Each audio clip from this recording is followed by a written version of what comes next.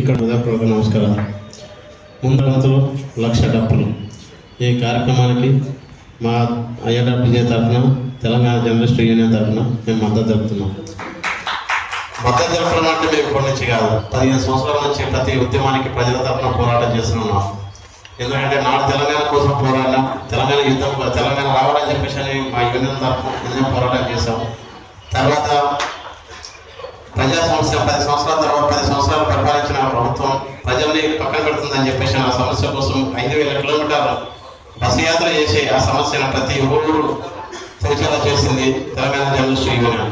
కప్రప్రసాద్ గారి అధ్యక్షంలో ఆయన చేసిన పోరాటం ఇంత అని చెప్పడం. కాకపోతే గత 30 సంవత్సరాల కింద మందకృష్ణ గారు చేసిన పోరాటం నాకు తెలిసి భారతదేశంలో మొట్టమొదటి పోరాటం అనుకుంటాను.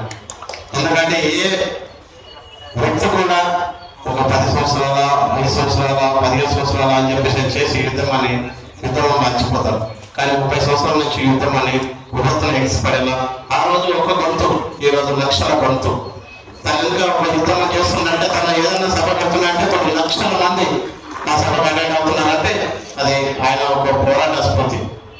ఆయన ఈరోజు అత్యున్నత న్యాయస్థానం కూడా వర్గీకరణ చేయాలి అని చెప్పేసి అని ఒక జీవ ప్రార్థిస్తుందంటే అది ఆయన చేతి ఏళ్ళ నుంచి పోరాటం.